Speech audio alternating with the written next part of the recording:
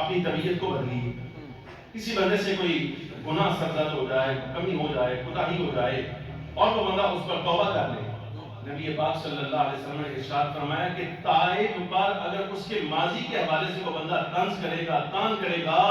تو اللہ رب العالمین جل وعلا اس وقت تک اس کو موت نہیں دے گا جب تک یہ خود اس کام میں مبتلا نہیں ہوگا. اللہ اکبر یا اللہ. یہ ماضی پر یہ جو کام دینے والے تمہارے ارادے ہیں، تمہارے الفاظ ہیں، تو آئے بات پر یعنی پچھلا یاد دلانا کہ اس کا ماضی تو ایسا ہے، میں جانتا ہوں یہ کیسا تھا، مجھے معلوم ہے یہ کیسا تھا. بھائی اگر وہ اپنے کام پر توبہ کر چکا اور تم نے اسے اس مسئلے میں آپ دلائی کہ اپنا ماضی یاد کر، آج تو مولوی بنا پھرتا ہے، آج تو نیک بنا پھرتا ہے، آج تو بڑا عجیب بن رہا ہے، تو اپنا ماضی یاد کر، تیرا ماضی کیسا تھا.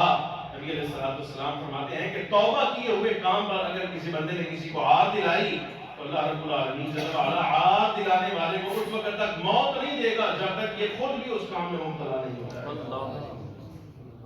لہذا یہ منہ سے نکلنے والے جتنے جملے ہیں ان کے بارے میں سوچ سمجھ کر کے اس کو نکالا کریں. جہاں یہ دنیا کی بربادی کا سبب ہے وہیں آخرت کی تباہی اور ہلاکت کا بھی سبب ہے. بڑے خیال کے ساتھ کسی کے ساتھ کوئی معاوضہ ہو جائے، کوئی نقل ہو جائے، کوئی لڑائی جھگڑا ہو جائے، تب بھی عقل جو ہے وہ اتنی جو ہے وہ سلامت رہنی چاہیے، حاضر رہنی چاہیے کہ اس لڑائی جھگڑے میں بھی، آپسی مکالمے میں بھی کوئی جملہ ایسا نہ نکل جائے کہ اللہ رب العالمین جل وعلا گرفت کر کے تمہیں اس میں مبتلا کر دے اور رب العالمین جل وعلا اس کو معافی دے دے.